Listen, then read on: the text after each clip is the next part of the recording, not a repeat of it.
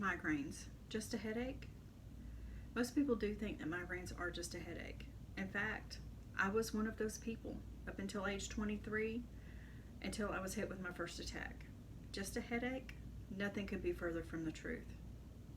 According to migraine statistics written by Cassie Harbar, she wrote that there's 38 million people in America that suffer with migraine headaches, averaging about 1 to 2 attacks per month. Now, you personally may not have experienced such a headache, but you may have a friend or a family member that's dealing with this condition. Having this knowledge will enable you to help someone in need. Now, I have personally experienced this and have been dealing with it for the last 24 years. My headaches became chronic and I could no longer receive the care under my primary doctor, so I had to be referred to a neurologist. Currently, I'm undergoing several different forms of treatment to help manage my condition.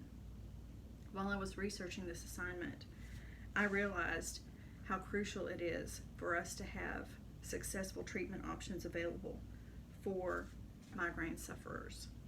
Today, I would like to discuss the causes or triggers, the symptoms, and the treatment options that are available for migraine sufferers.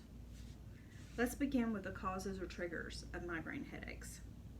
Migraines differ from so-called regular headaches in the way that they begin. Headaches consist of head or facial pain, maybe pain even in the upper neck. Migraines are much more severe and debilitating.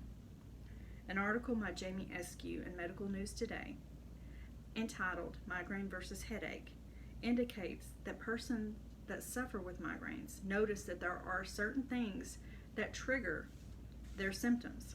Number one factor being stress. We all live with it. Chaotic, busy lives. We try to manage it, but eliminating it is almost impossible. Secondly, women tend to suffer from migraines most, mainly because of hormonal changes that fluctuate each month. Sleep deprivation is also a factor. It causes tremendous stress on the mind and the body. And then finally, the Mayo Clinic determined that alcohol consumption, especially wine, and caffeine with your morning coffee are significant factors and triggers for migraine sufferers.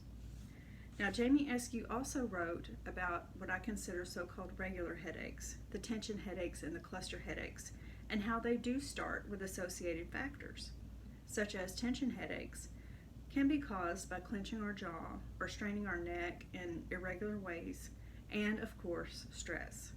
Now, cluster headaches, they affect men mostly. They occur at the same time every day, and they could even last for weeks.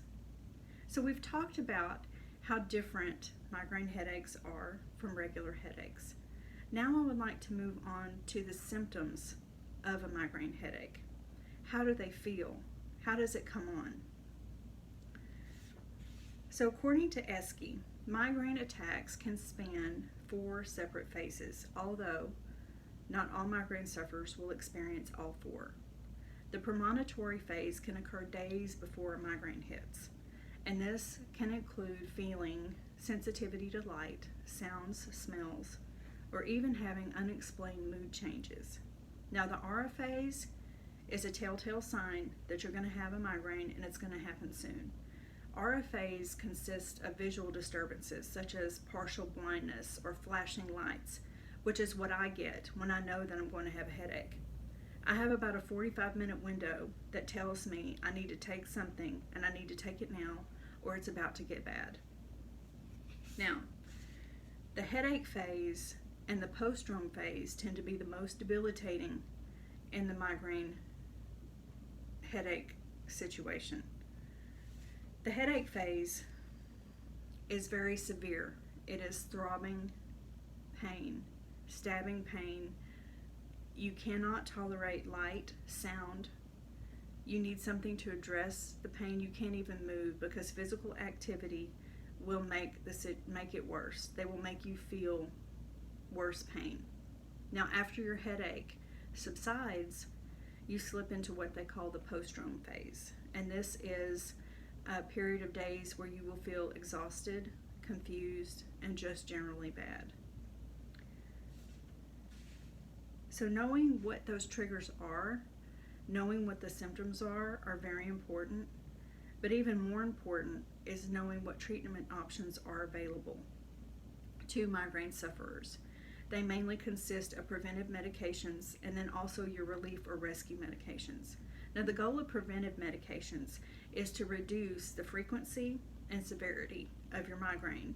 And those medications could include blood pressure medicines, antidepressants, or anti-seizure medication. All medicines that were prescribed for an original condition but have been found to help migraine sufferers.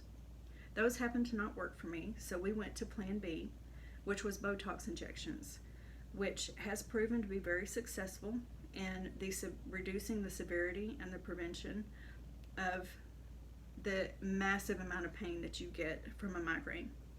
However, it's not for the faint of heart, because every 3 months you will be getting an injection of about 25 injections of Botox around your hairline and into your scalp. It's a painful series, but the pain that is associated with that appointment is nothing compared to the pain that you experience when you're having a migraine.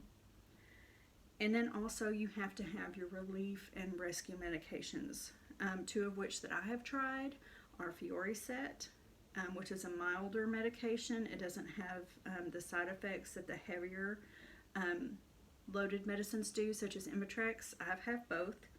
Imitrex can make you incapacitated. That's why they only allow you 9 pills a month, because you're not able to function normally on those.